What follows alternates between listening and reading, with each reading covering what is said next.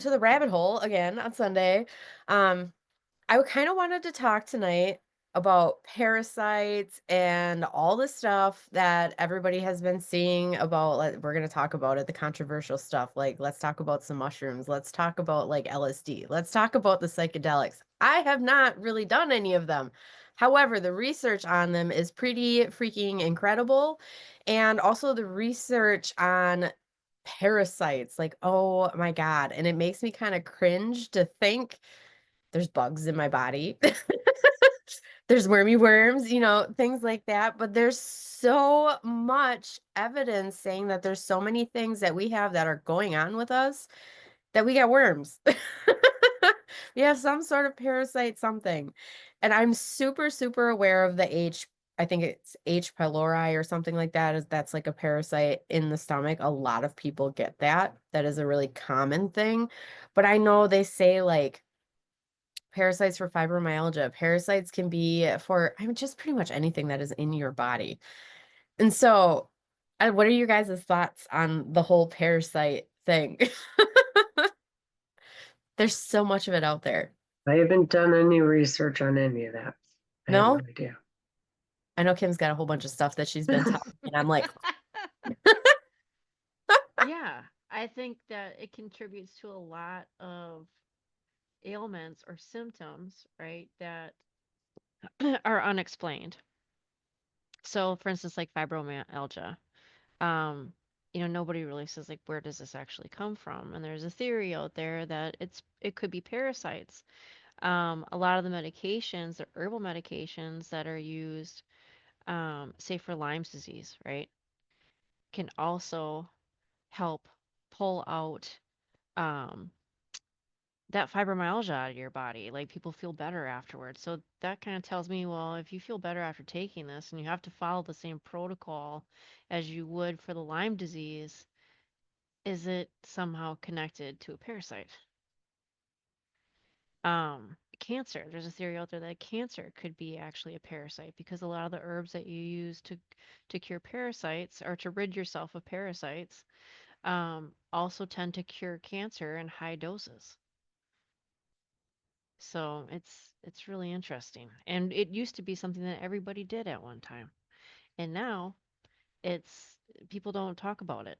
And there's so much more. I mean, I get it, there's stuff in the environment and stuff too, but we don't wash our vegetables like we used to back in the day because, we figure, oh, the grocery store did that. And, there's just a lot of bugs. If you got pets in your house, you definitely have parasites. We all have parasites. And it's important to cleanse yourself of them because they can cause a host of different ailments, including even like with your mood, depression. Um, and it's good to also do a heavy metal cleanse if you're going to do a parasite cleanse because it tends to make it easier than to move them out of your system. But there I am. so you're talking about the cancer, and what about sugar and cancer and parasites? Because I feel like Yes. there's a big thing connected with that. Yes. Okay. Because another thing with parasites is they love sugar. Well, so does cancer. How ironic is that, right? Like, what are the chances that cancer loves glucose and so does parasites? Um, yeah, that's, yeah, I definitely see that there's got to be a connection somehow. I mean, I know it's not necessarily something that everybody talks about. It's just kind of, like a theory when you go into these groups that are talking about parasite cleanses. But I definitely have a strong feeling that it probably is connected. So the parasite cleanses Oh, are horror Huh. stories out there with You people doing these I started cleanses. everything. Mm-hmm. So, yes. yeah, like let's talk about it. Let's talk about worms. Let's talk about all the weird stuff that comes out of your body when you can do a parasite cleanse. And let's talk about butthole tape. It's amazing. So, yeah, butthole tape. That is a thing though. I mean, you can put tape up against your rectum there. And at night, they are it's dark, you're not active, and they're more likely to kind of take a little peek outside, and you'll get them stuck on this tape. Um, Another good way to test to see if you have parasites is like a blood test to see how much. Oh, what is it that is in there? Help me, Kayla. What is it called? It's kind of basically whatever they release in their urine. Um, It's um, um, is it ammonia? Is that what it was? I think it's ammonia. Um, but yeah, and it's you want to do this at around full moon. They're more active around then. But it is terrifying to think about something coming out of your body. I mean, even though that they're there logically, you know, they're there. Um, but the people that have done the cleanses, I mean, you do see stuff coming out, and sometimes you might sneeze something out of your nose. You're like, what is that? Oh my God. But yeah. But I mean, they can live in your muscles. They can live in your brain. There's been autopsies done where people, were sick with something, and they actually had also had parasites. So I mean, yeah, it's something that we don't do anymore. We probably should continue, start up again.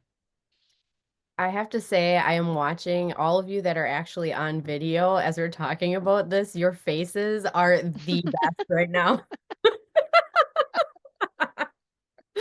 Oh my gosh. I'm even over here going, oh my God, no, no. But at the same time, it's so interesting to know that, like, this stuff can literally live in you and it causes, like, people get parasites in their eyeballs, people get parasites in their brains, and it causes all sorts of weird stuff. And honestly, um, if you go to the doctor, they're really not gonna do a whole lot for you for the parasite thing. They No. they don't really check you other than ways of that's really uncomfortable. Yeah, I mean, well, I'm just gonna be real. They bend you over and they look and see if you've got anything coming out.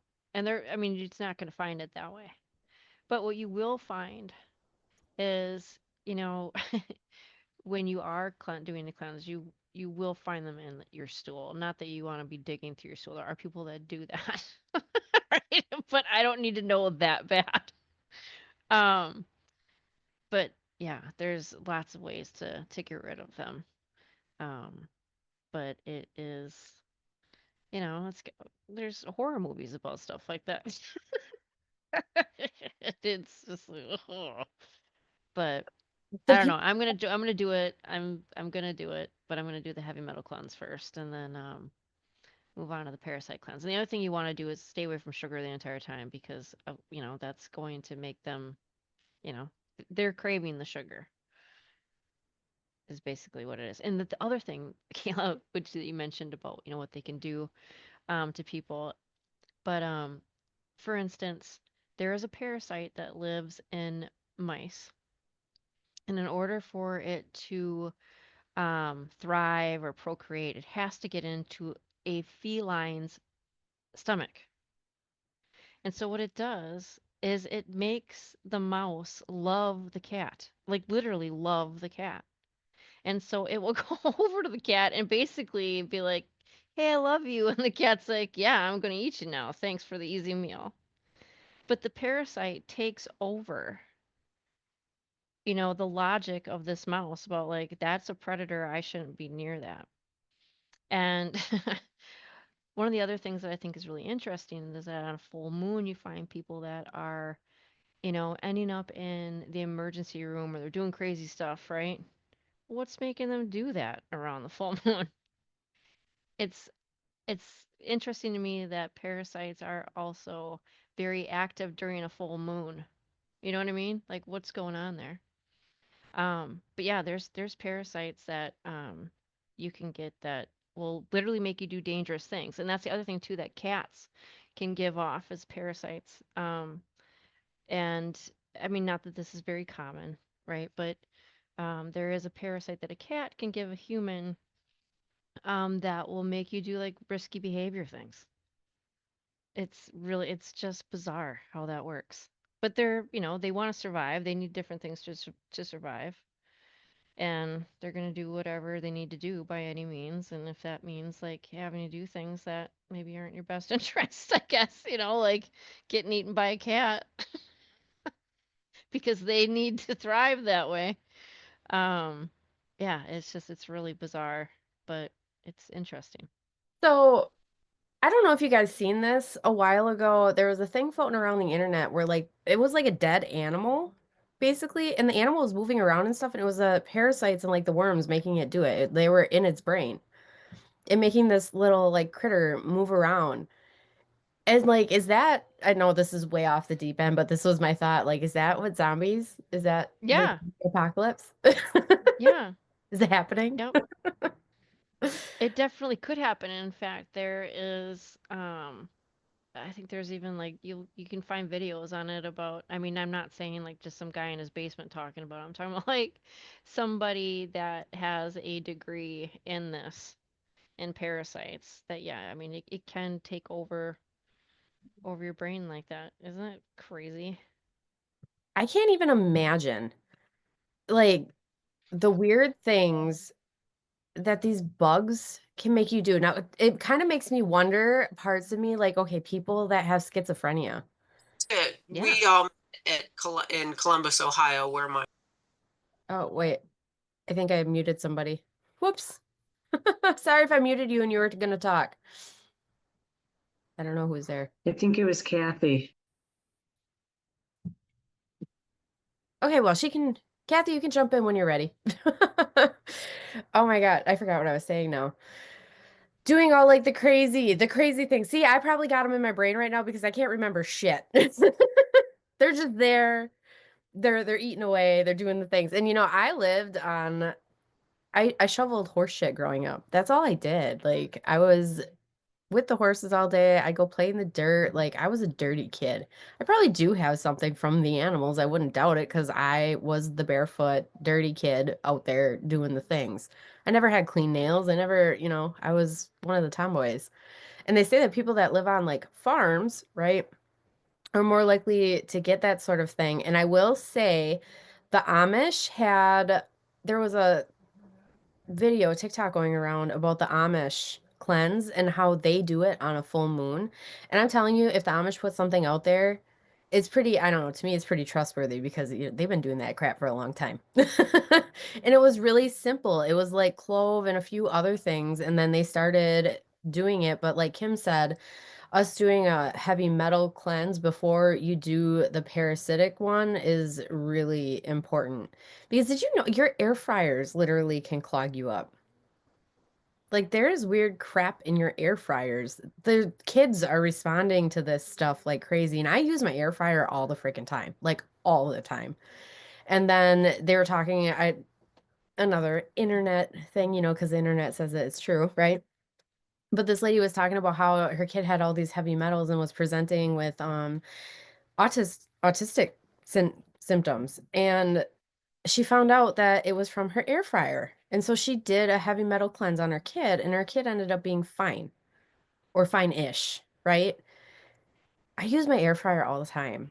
And I always talk about, oh, I think maybe Addie's got something. That makes me think, oh shit.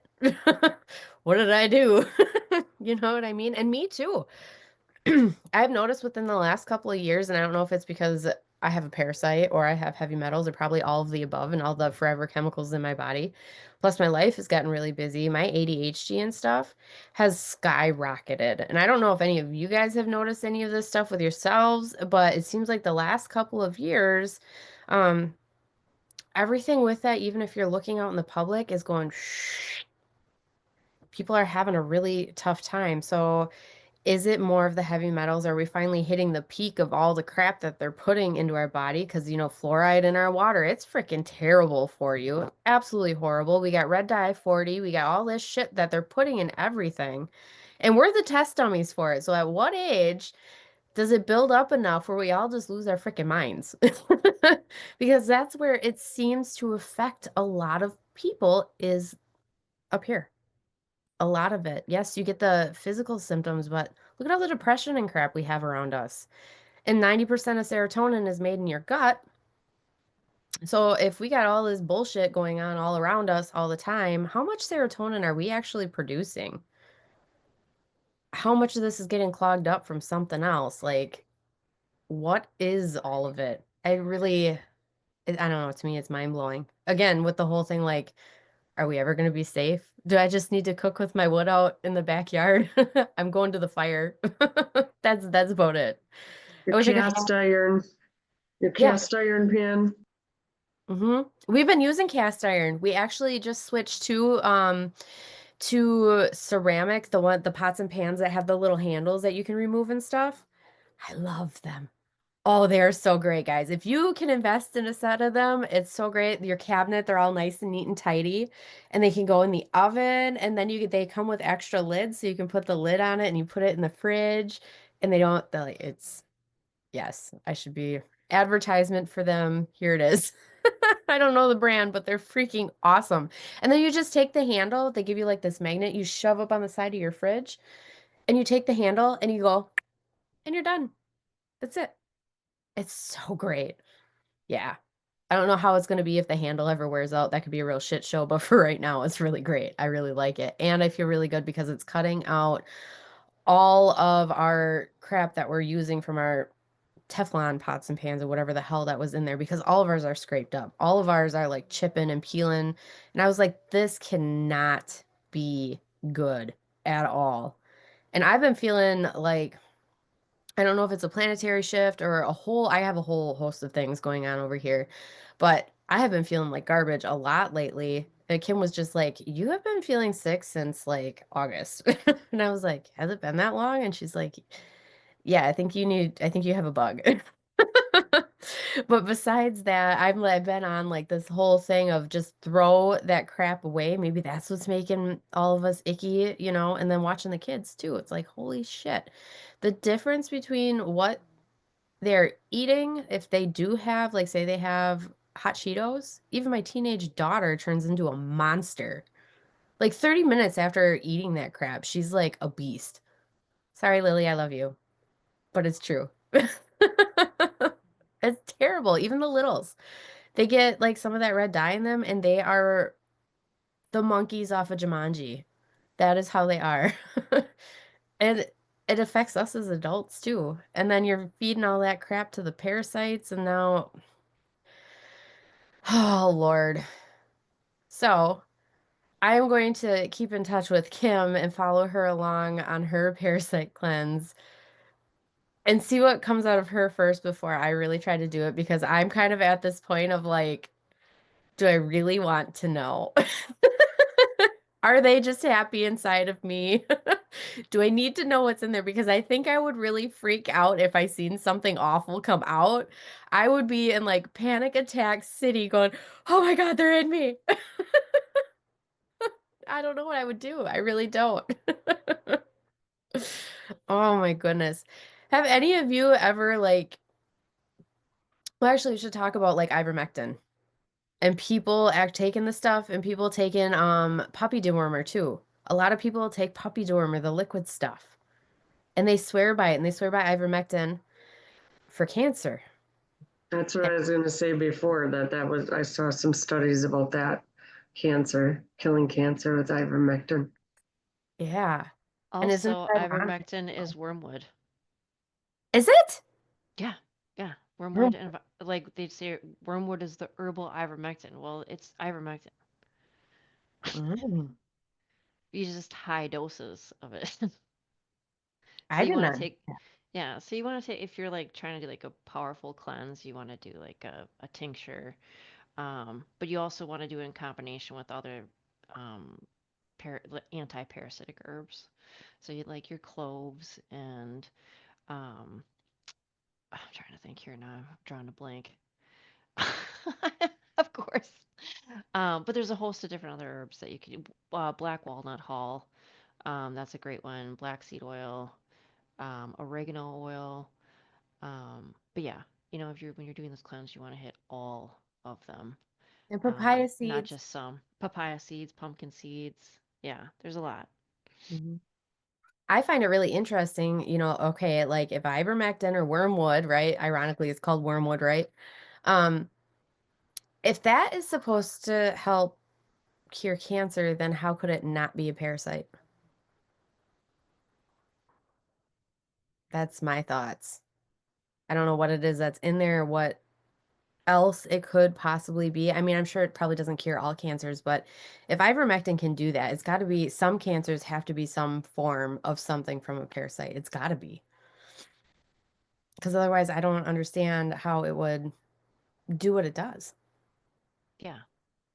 And the other thing too with the parasite, right? So now you're like, say you have cancer, right? And you go through all of um, the chemo and the radiation. Now that's taken hold of your own immune system and depleted it. And a lot of time, what happens is when somebody has, uh, goes into remission, I guess, right? They call it remission because there's a good chance that that cancer is going to come back and with vengeance, there's nothing there now to hold it back. Well, why is that, right? It just seems strange that if it was our own blood cells, why wouldn't it regenerate somewhat at the same time? But yeah, I don't know. It seems like a coincidence or not a coincidence to me. I was just talking to a girl the other day, and she was talking about even with just in cancer in general, just the sugar part of it, they tell you to not eat sugar when you have cancer because it feeds the cancer. Well, if sugar feeds a parasite and they're medically telling people to not eat sugar, what are we missing? Like, what are they not saying? That's it all this is the stuff that goes on in my head. Like, okay, there's little blurbs in the actual like Western medicine that they talk about. And then I feel like they just leave out like this little portion, like 75% of this. And then it's, oh, we have to go do X, Y, and Z to get you better. But I feel like there's 20 steps in between that we could be doing to actually better ourselves. But I find that so interesting that they even say, don't eat sugar. You can't have sugar if you are going through treatments or if you have cancer whatsoever. And that was actually, I think Kim, you were the one that brought it up, and then it got brought up a couple of days later, and I was just blown away that because I've known a lot of people that have had cancer. Many people in my family have had cancer, and none of them have ever said anything about eating sugar at all. It was just You mean like no one told them not to eat sugar? Or they you have mean never, I don't know because they never, like my grandma had cancer 3 times. And she never mentioned to me that she couldn't eat sugar. So I don't know if they even told her. No, they don't. That's the messed up thing is that you go to a regular oncologist and they're gonna say, well, you want to do radiation? Do you want to do chemo? But nobody says maybe we should change your diet, right? Let's not feed the cancer anymore. Starve it. And I had watched a video about a documentary rather about this woman, this doctor down in Madison, and she got diagnosed with cancer, and she said, I don't want to do chemo and I don't want to do radiation because it'll probably kill me.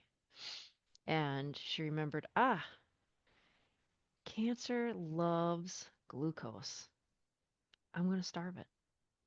And so that's exactly what she did. She starved that cancer. She basically went on a keto diet, right? A very clean keto diet, clean fat, cut out all the preservatives, and went very, very low carb.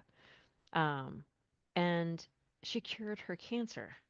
And not only did she cure her cancer, but she doesn't get sick anymore. So a grandkid can throw up on her or sneeze in her face, and she doesn't get sick.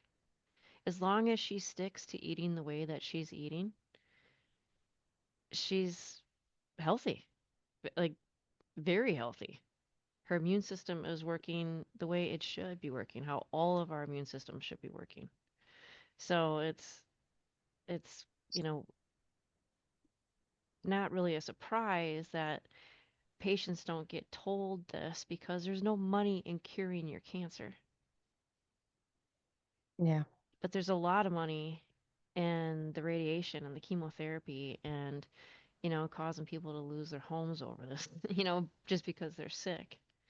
And there is a cure, but they're not going to hand it to you. And doctors don't learn about that in school. They get very little knowledge. on nutrition, very little. And how I know this is because I have a friend who went to school, and she's a nurse practitioner, and she said too there is very little on nutrition. And any doctors that don't follow protocol with what the hospitals want, they risk losing their job. So, they're told you need to put these patients on these different medications. They're not told, you know what, you really need to change your diet. You really need to maybe do a couple cleanses and, stay away from the things that are making you sick. But yeah, it's not a Mhm. surprise. Well, even the diet that they have us on in the United States in general is so far off of what we actually need. Well, It's it's actually designed to make us sick. yeah, because the food groups, for instance, we don't need as much as what they say in there. If you actually were to sit and eat as much as what they say from each food group in the triangle, yeah, you're gonna be gaining a lot of weight because it's damn near impossible to put all of that into your body. I mean, you can if you wanna sit and munch all day, but I mean, if you're actually realistically sitting down and looking at how many servings of fruits and veggies and stuff you need a day, plus you probably have to multiply it now because our soil is depleted and everything else to even get the nutrients you need, right? We would literally be garbage disposals. And even, Oh, like, breakfast, right? They breakfast was sold from the cereal companies. It is not how much you eat in the morning or any what time you eat, any of that. It's what you're putting into your body when you decide to, air quotes, "break your fast." That is what fuels your body. It's not that you have to eat and sugar putting sugar into your body first thing in the morning, great. We're all guilty of it because it's easy and it's yummy. We have Oh, kids, right? We're just trying to shove food in our kids' face, like, "Be quiet, do the thing. It's easy. I'm tired." But that shit's terrible, and that feeds everything that we're talking about. All of it. All the the, sugar, first thing in the morning, bam. right. The other thing too that we don't really do anymore in this culture is fast, right? We don't fast. And fasting is actually pretty important because it forces your body to feed on itself for one thing, and that also is kind of like cleaning house.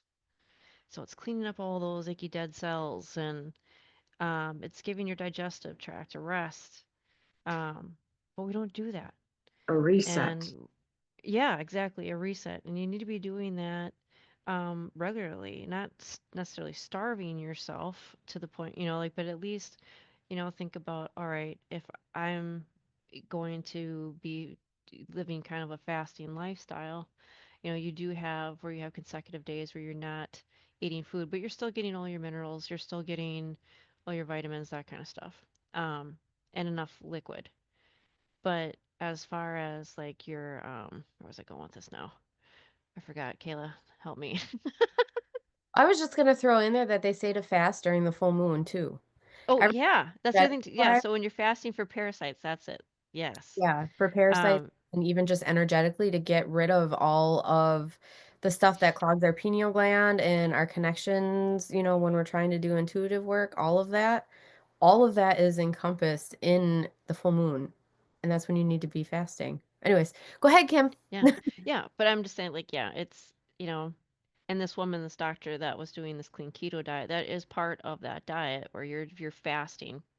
Um, Part of the time, and then you're also not eating a breakfast, right? So you're eating, say, between the hours of noon and 4 or 5 o'clock, and you're eating a high, clean fat, um, and obviously low carb diet, and her immune system is great. And I'm not saying it's for everybody, right? Everybody's a little bit different, um, but yeah, it's effective. There is in my numerology, all of the ruling numbers have specific ways that they should be eating. All of the you guys have probably seen this before, but each one of the zodiac signs has specific minerals and stuff that they lack. You can figure that out and what foods to eat with that stuff. There are different protocols for each ruling number on what they should do for their health. And I know I have not dived in a whole lot into that before with people, but I'm really starting to. Because Kim, I'm going to throw you under the bus here. Ruling number 10s, for instance, have stomach issues. They have intestinal issues. They can get diverticulitis. And a lot of that has to do with repressed anger, but also they're very over controlling about a lot of tens, not every single one of them, but a lot of them are very over controlling about their diet. Either they're so into it where it's balls to the wall or it's nothing at all. And they usually end up having it's all in the lower half of the body. And so they say even for people that have like anger stuck in the body, fasting kind of eats that away too. It clears your head. It allows you to move the energetically all that shit up and out too. So there's a lot to not eating for a day for 48 hours. Not saying, this isn't medical advice for anybody, but like if you do your own research and you can do it, do it. And I highly suggest drinking some moon water while you're doing it. Let's incorporate some of that in there. Put your moon water out, get ready, right? And slam that stuff because you want to put high vibe stuff into your body while you're doing that as well.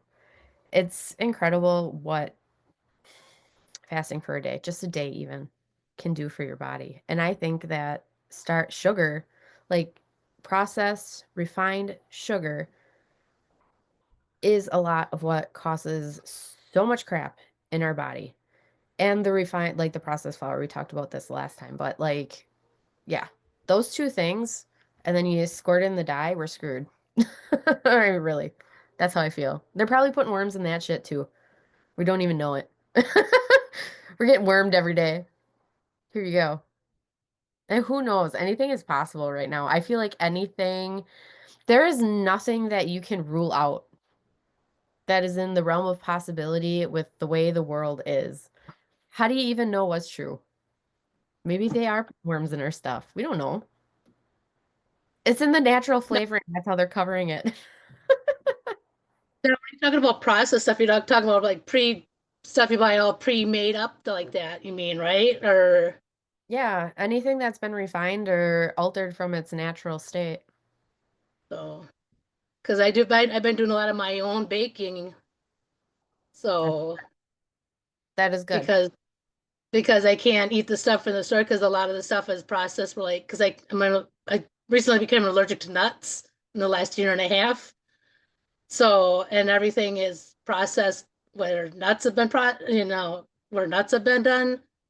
And so I've been doing my own baking. Hmm. So, That's a good thing and to though. be honest, Do it. I've noticed I've been feeling a little bit different with doing my own baking than eating some of that stuff from the store. Mm. Eating like my own cookies and my my last loaf of banana bread kind of flopped. Forgot to put the eggs in. That happens. We've all been there. We've all done it. I know. I was just saying, why isn't my bread rising? Why does it look different? All of a sudden I opened my eggs this morning.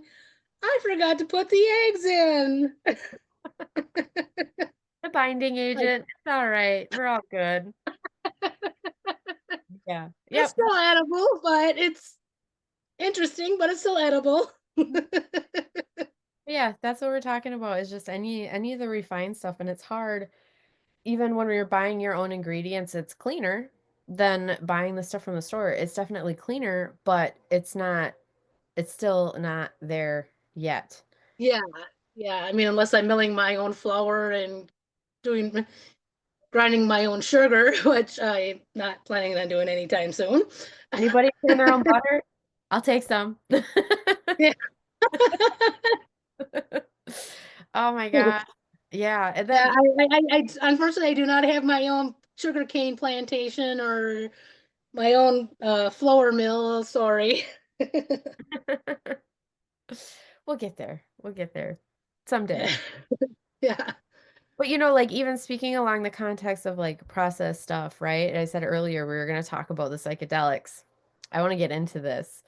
And I kind of saved it for the second half of the show because I don't know where this journey is going to go. So let's talk about microdosing because there is so much research out there about microdosing. I can never say it right. We're going to say magic mushrooms for right now because it's psilocybin. I think that's how you say it. Um, and that it actually works better than taking an antidepressant.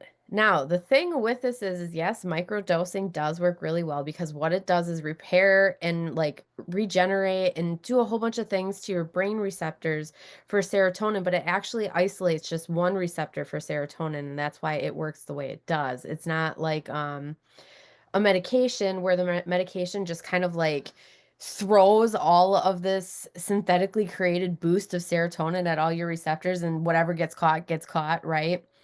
When you microdose with psilocybin, please let me say that right?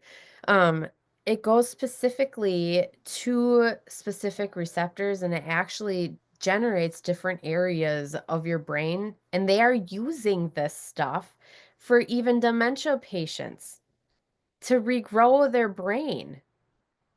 There's so much research out there around this. It is becoming pretty crazy. And they're saying that some of the people that go on an actual trip, on an adventure, right?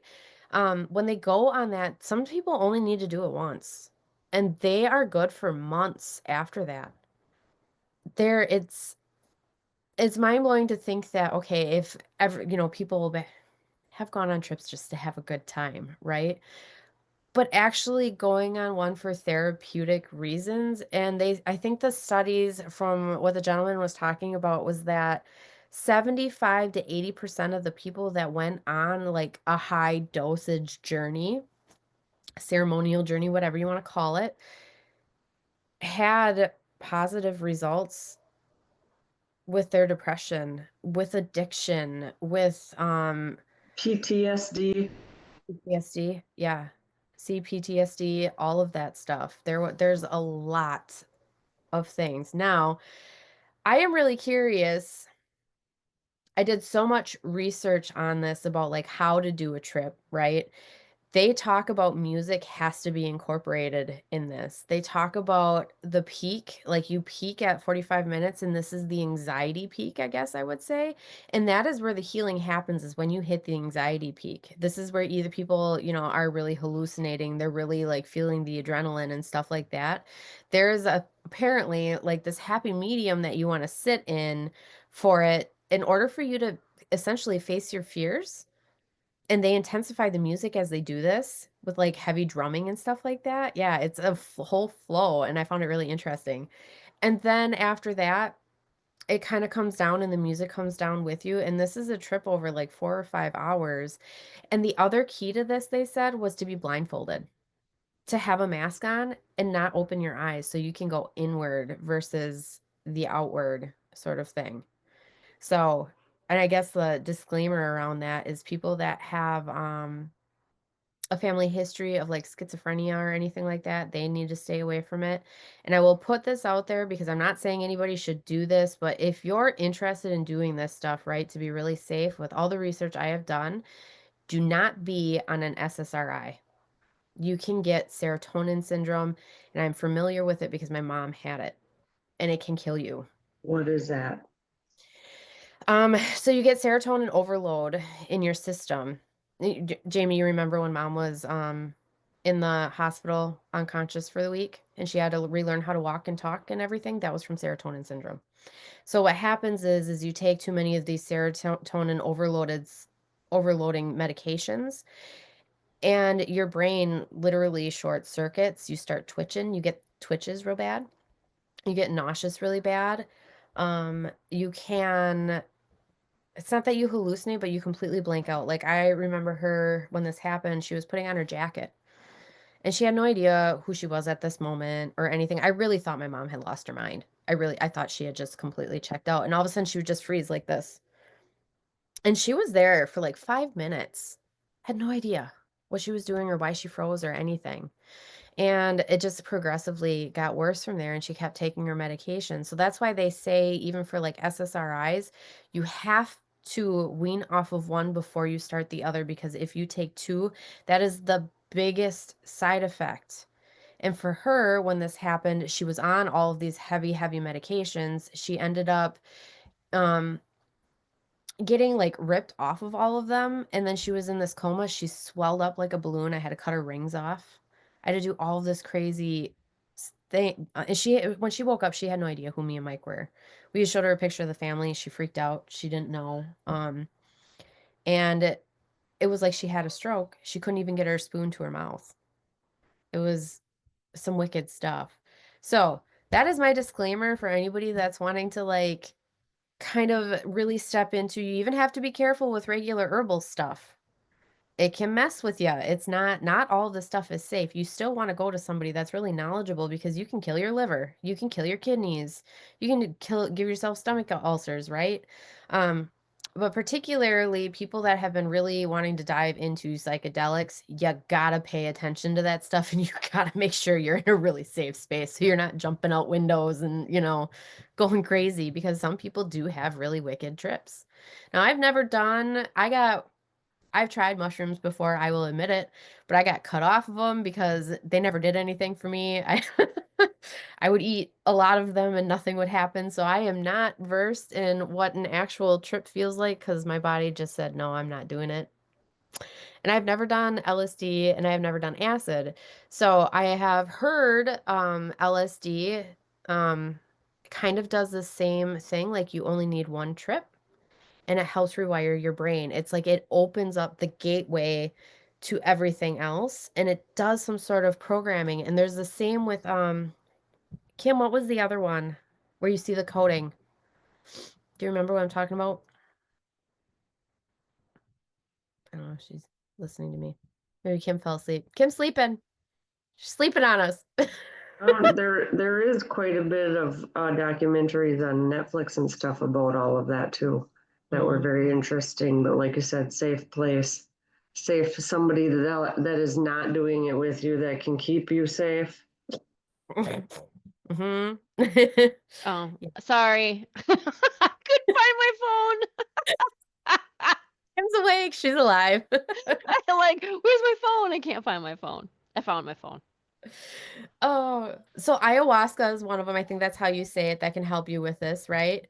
Yes. There's a really funny guy comedian that talks about it all the time. And one of the most potent things that I think he's ever said is that no amount of medicine will cure you from your story. Holy shit. That's the truth. Yeah. That is the truth. And then what was the other one? Is it DMT? Is that what it is? Yes. But That one. Oh, you go don't ahead. go on as long of a trip, though. I think it's like it's very quick, Yeah. but it feels like a long time. DMT was the one where they were talking about pointing lasers at the wall, and if you stared at the laser, you would see the coding from the Matrix. Like you could just see it Yeah. running. And also that I think DMT was the one that lets you go multidimensional. A lot of people go to another dimension and they all come back talking about the same thing. There's Yeah. numerous studies on that. Well, it's supposed to make you feel like what it would feel like if you died. Well, wouldn't that be a hell of a trip? That's just it, and so I don't think it's probably not a bad thing. You know what I mean? Like I don't think it's gonna be a scary situation. I don't know if I'd be able to do it. I still have my fear of death, but I actually was like, I almost wonder, for those of us that have like these really weird, funky fears of just stupid things, if that in a trip with something like that, would that help you move past it? Would you be able to like safely visit your fears and get over it? You Yeah. know? I told you there was a guy that cured his stuttering, right? Oh, yeah, let's talk about that. You talk about that. Yeah, so you can look this up there with of course I can't remember the name of it, but if I find it, I'll share it. There's this guy had a horrible stuttering issue most of his life, um, to the point where he probably would need like brain surgery. That's so bad. And he was tripping on some mushrooms, and it happened to be like this horrible storm came in, and of course, when you're tripping, everything seems magnified. And he cured his stuttering. And he doesn't stutter anymore. He was yelling something, I can't remember what he was yelling, but he literally cured his stuttering. And he talks about how it like even with different types of mushrooms, how it can cure cancer and other things like that. But um, I think when you can tap into something that you can't on your own, right? That you can really create miracles with it.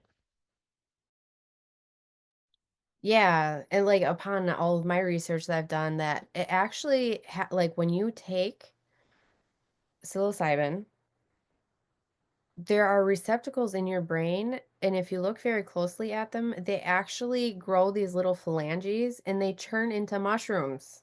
They are the shape of freaking mushrooms, and they're just kinda razzle-dazzling out there. They're doing their thing, but they were talking about how what happens when you are on a journey, right? On this healing journey, this introspective journey, whatever you wanna call it, that, what happens is all of your senses get blurred together. So we are very much in a box. Everything is from the root up, right? First, it starts with a sense and then it moves into like thinking and emotion, stuff like that, right? There's specific ways our brain works, and that's how we box in all of our senses. When you are on a journey, they said that everything kind of meshes together. And so you can get this feeling of being able to control the music yourself. You're getting like this whole experience, and it is something unlike we can normally have. And so when everything meshes together, this is kind of where the healing works, because your body is completely coming together all at one moment. And it's heightening your awareness. And our brains, technically, if we were at full capacity, would be able to do this without mushrooms. We would be able to alter pain just with our thoughts and a quick thought. We would be able to think ourselves pretty much and change whatever we needed to change. Like, oh, we touch a hot pan, right? Well, we can be like, oh, that hurts, and heal ourselves. So essentially what these journeys are they're kind of giving a taste of what it's like to have consciousness, pure, utter consciousness. This is what it's like. Everything kind of coming together all at once and not boxed in and separated, which I find is really amazing. And when you are on a journey like that, from what they said, um, it makes you feel like you can control time. It makes you feel like you can control, like, with your mind, the things that are happening around you, and it's also experiencing to the fullest your own little matrix that you have built, and that it is your own matrix and everybody else's is different, that our reality is not what we think it is, and you get a good taste of that. It's not all one. We may be thinking that we're seeing all the same stuff, but we're not. Everybody sees something a little bit of a different color. Everybody sees things in a little different shape, form, whatever. And then we experience it even different. And so it's amazing how all of this is all connected and tied together. And I wish that, like, there's some states that have decriminalized using psilocybin. I think it's Oregon and maybe a place in California, but they actually have like facilitators that guide you through going through a journey like this. And I find it really interesting about how, like, most of our tests that they have done on this have been in a doctor setting, a hospital setting, and people didn't fare well with that, because who fares well in the damn hospital? Right? Like, it's not a good environment. I would wanna have a doctor around me, but I would not wanna be in the hospital for that. It's just not great vibes. Like, if I was on a retreat and I had a doctor by me, I think I would be much better hugging a tree than sitting in a bed, personally. And they find that people that are in a safe environment have a better experience, have more of a journey, they connect a hell of a lot more than being in a white, sterile room. So I think there's a lot to all of that. And I almost feel like for certain people, it is more potent for them to do one ceremonial journey, right? Than and feel so much better for how many months after than popping a pill every day. Because one is actually regenerating your brain, and the other one is helping your brain or getting your brain used to, I guess, essentially pumping as much serotonin as it can and blind throwing serotonin at your receptors like playing basketball. Whatever's getting caught is getting caught. So when you go off of that medication, your brain doesn't know what the hell to do, right? It's been supplemented by something false for so long. Well, of course you're not going to be able to get off your stuff because your brain's confused. And you know how many months it's going to take to come back from that, right? And so we end up staying on this stuff for the rest of our lives because we're too afraid to go off of it. One, because the doctors tell us, you better not, right? Don't, you're going to go back down the same journey of like being super depressed. And some of us, yes, some of that is, it's very true. It's going to happen. But I don't think a lot of us that are on antidepressants and stuff like that needed to be on it our whole lives. I think a lot of the depressive states that we have are very much situational, and we just have not been taught to fix it. And we all, society is quick fix, make me feel better. I don't want to feel like this. Very much. Like, just give me the pill and I want to get the hell out of here. Where And I feel like that slowly just burns away at the stuff that's happening in here because most medications, you get used to them after a while, and what happens? Let's up the dose. All right, let's up it again. Let's up it again. And then if you ever try to go off of it, the world is so damn scary because your brain is searching for something that it hasn't had to do itself. Where possibly with the research for some people, going on a hunt for some mushrooms may not be the worst thing in the world. I just find it really fascinating. But two, there's not the withdrawal symptoms either from the mushrooms. And Mhm. a lot of people have gone on, there are actual retreats you can go on and trip. And they said that they got more out of that in one day. Like, I mean, you're crying, you're going through all this stuff. I mean, you're going through all the hard stuff, but you're getting it all done within a very short period of time, and your your subconscious is changing. It's amazing. And so it's being able to do things that you can't even do in therapy, like regular traditional talk therapy. Yeah, I agree with that. And sometimes I feel like you need that you need to be able to go within with, I guess, a tool in order to unlock some of the stuff because we've buried it so deep and we don't know how to actually go back and reconnect with that situation where when we are under the influence, I guess I would say, of like an healing herb like that, I think it helps you objectively go back in or put you back in that situation and really be able to revisit stuff because I don't care who you are, when you go to a counselor, you're not telling them anything, like half of what is going on. Most people don't. They still skim the surface, right? And a lot of times when you're going to a counselor, and I'm not saying don't because I still go to my therapist, I still talk to her, right? They give you the tools to deal with what is happening, but you're not getting to the root cause where there are different ways and you want to deal with that stuff and you want to get to the root cause. You want to have the tools in order to be able to deal with day-to-day life, right? But root cause, every time it points back to that. Get it right. And if you can do that all in one day, I don't Y- know. Yeah, I think it gets rid of your like everybody has limiting beliefs, Mhm. whether you want it or not. That's there. And you can have the most positive attitude there is in the world, but if your subconscious doesn't believe those things, it's not going to change. So, I think that's why therapy, it takes so long for that to work because it has to be so repetitive, so repetitive, so repetitive. Or this is like, seems like it's like a fast track to getting down to the root cause of everything and really talking to that subconscious and that ego and being able to make significant changes within yourself. Well, I think it kind of gives you like that full experience, you know? Like you're in it again. So you're able to look eye to eye with whatever the experience is and be like, "Oh, that wasn't as bad as what I thought it was."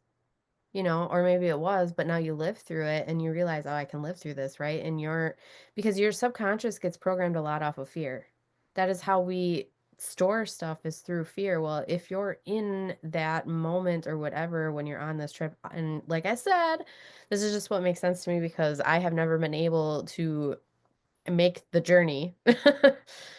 Which I wonder why. I don't know why. It's so weird. But anyways, if you're able to like be in it and look at that and it's almost like real life, that's going to program you a hell of a lot faster than just babbling about something, I would think personally. And that's where I want to be. I want to be like, all right, let's get this shit over with. I want to go in, let's do a little chat, me and my ego, and then let's chill and relax and let's come out of this and like be happy for a while. That's where I feel like it's way more at, and like the facilitators and doing retreats and stuff like that. How amazing would that be to go and just let all this stuff out with a bunch of other people too, right? Because I feel like everybody else that is going through that same journey, can you imagine the vibrational energy that is happening at those places? Like, holy smokes. Not only are you elevated, but like the vibrations are elevated. So much happening with that. I don't know, I'm super curious about it.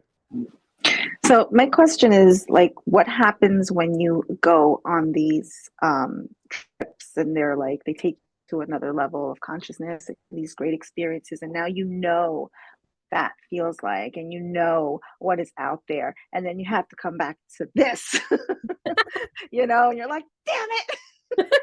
Like, how do you integrate that if it's really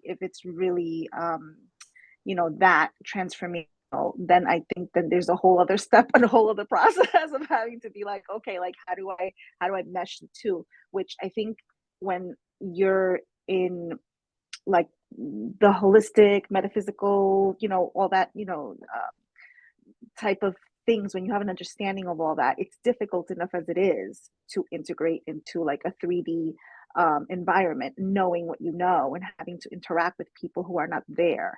So I can't imagine having to up that and actually having experienced it and felt the difference, the improvement, the what could be, what is out there and is out of our reach right now, and then have to come back and deal with that. That's my first comment. My second comment is as somebody who is on antidepressants, and it's something that I've always wanted to come off of, and I have a couple of times. My doctor never told me not to. I just went and saying, I'm gonna. How do I do it? And so it was just like, matter of fact, that's what I'm doing. But years, at, at least the maximum I was able to be off was about 2 years. And then, but it's also, I think that when we speak about antidepressants and therapy and ceremonies like ayahuasca and stuff like that, it's more, I feel, maybe I'm wrong. I think it's more for people who have like childhood trauma, generational things, like really like deep embedded things from their childhood or from past lives. So I understand that much. But where I would come in is where I am on antidepressants because of a situation with my daughter with her autism, that it's just up and down, up and down, up and down. So it's like I'm good for like 3-4 months, and then shit hits the fan, and I hold on, by a thread, and then it's like, you know what? If I do something, I'm gonna lose it, and if I lose it, I can't do what I need to do. So it's like, how do you navigate that? If I want to be off of the antidepressants, but I'm in a situation, but I'm on it because it's a situation that I never know when it's going to hit. So it's like, okay, so like, what do I do? How do I even like, who would you seek out, and who would you approach about even like learning about that, if it's a possibility, or how to make that change, or how to try it? The shaman. Can I say something? So one of the Netflix documentaries that I watched was a lady that was trying to get off of antidepressants, and she did microdosing with mushrooms, and they grew it in their basement, I believe. And then I don't know how they figured out how much to take or anything, but it was very interesting. But that's what she did. There is, yeah, so that's kind of the thing, is that you can go on these long ceremonial journeys, right? And they do, you can. But there's people out there that don't want to trip. I'm personally kind of one of them. I'm a control freak. I don't Mm-hmm. lose control of this because that makes me not no bueno, I'm not good. Um, Mm-hmm. so the microdosing has the same effect from what the research says of it's in the running in the background and it helps generate those brain cells and help you stabilize and level off where you're not feeling the buzz. Now, everything that I have read, well, I'm not gonna put it on the internet, but if you want to know, I'll message you. Like there's specific dosaging that you can do and specific techniques or how many times a day, stuff like that. And that is how people are getting off of their antidepressants. Now, it's not a one size fits all for everybody, right? Like it's not right for everybody. It's just same with taking different antidepressants. So people have to kind of play around with it because each mushroom is different too, right?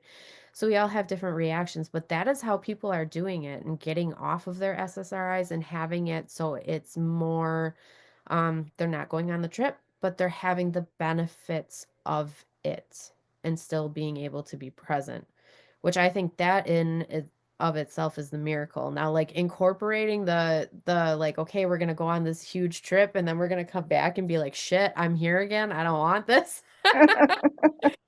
I could see where that, yeah, that could very much be a problem because those of us that are living outside of the 3D and we're like looking at the monkeys from the outside, right?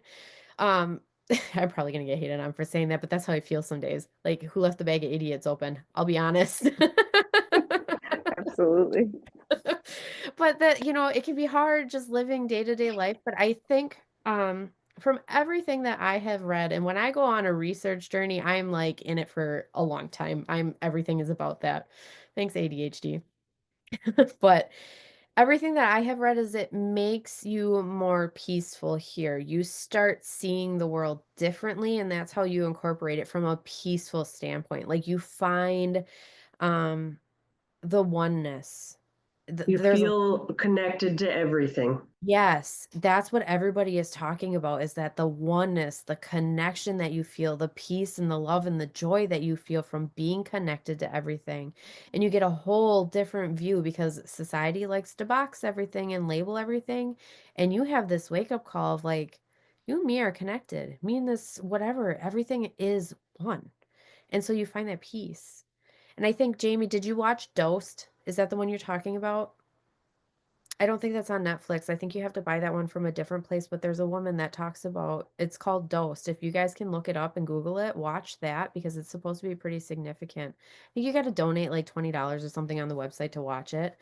But there was just this huge retreat thing online that I wanted to attend and I didn't, but I got the email and they're like, you need to watch this. So I watched the trailer and everything that I've read, I've been meaning to watch it has been pretty good, and it's the story about how a woman was pretty far down the rabbit hole and she got herself off of everything and how much it had helped her.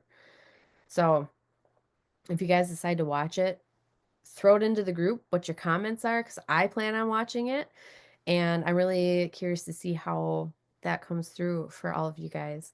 And let me see, I gotta see what time it is. Well, I don't know what time it is. All of my stuff is dead. I'm just supposed to just not pay attention to time today. But I want to end this with saying that nothing on here is supposed to be for medical. It is purely opinions from people talking. We are just talking around the round table. None of us in here are doctors, so don't be taking word for God from this. This is just for entertainment purposes only, people. If you decide to go on a trip, it's on your own, okay? You're on your own. Be safe. And Don't do have. your research. Yeah, that's right. That's right. If you do plan on doing such a thing, make sure you have at least two people that are sober around you in case you go gorilla, because it does happen. You might turn into the Hulk. So, yeah, I'm very curious to see where the research goes on all of this. And if any of you decide to microdose, right? private message me. We don't need to talk about it on here, but private message me because I am in the research for this right now. Like, I find it very fascinating, and I think there's a lot of benefits that can happen to it. I will put that out there. I am very curious. So, yeah. Anybody have anything they want to add before we jump off? I do want to I say one thing to address what her question was. Yeah. I know somebody that has personally taken mushrooms to deal with depression, like severe depression, and nothing this person used helps, not the Abilify, not any of that stuff to make it work. Um, and this person started like, I got to think of something else because I can't continue to live like this. And they did their research and they started taking it, and they're in such a better place. I can't even tell you. Um, so it really does make a difference, but definitely do your research. Yeah. Yeah, will do. Mm-hmm. Um, that gentleman that I follow on YouTube, I posted it somewhere in the group. It was like a 2 hour long video to watch about this, but it's worth watching if you're interested in doing it to get all the scientific stuff, to be educated about it. But there's so much out there now that, you could really go down the rabbit hole for days. I did. Do it. I say do it. I'm all for people researching and researching the stuff that people aren't talking about because that's usually where it's at. Like, let's look at the stuff that people aren't freaking talking about because it's going to come about. And I really truly feel like in my heart of hearts that this at some point may not be in our generation or our lifetime, but at some point this stuff is going to be incorporated in like actual healing facilities. We're going to have whole body wellness facilities coming around, and it's going to be, well, you need to go on this psychedelic trip. We'll see you in a couple of hours, you Let's know? hope that they allow that. Let's hope that they allow us to go there, right? Because sometimes if they can't make a buck off of it, then they just find a way to squash it. Hmm. I really do Yeah. hope they let us go there. And I think there's going to be a lot more doctors going into private practices and doing more of the holistic Hmm. stuff. That would be key. Yep. already started. It has. Yeah, Well, it really. too, they're doing it for end of life practices too, or like say you're like stage 4 cancer and there's no hope for you at this point, and you're really afraid of dying. Um, they do guided trips Mhm. with people so that they're not so afraid, and that really does help with the anxiety of that. That's really cool. Mm. Yeah, there's a lot to be said about this stuff for sure. I'm going to keep researching, and I don't know, maybe I'll try it myself sometime. Don't put me in jail, guys. But if I try it, I will let you all know. Privately, of course. Privately. But all right, well, thanks everyone for coming tonight. And yeah, we will have to continue this at another time because I think there's more to be said. I think there's a lot more to be said. Yes. Yeah. So I'll talk to you all later. Have a good night. Good Bye bye. night. Good night. Bye.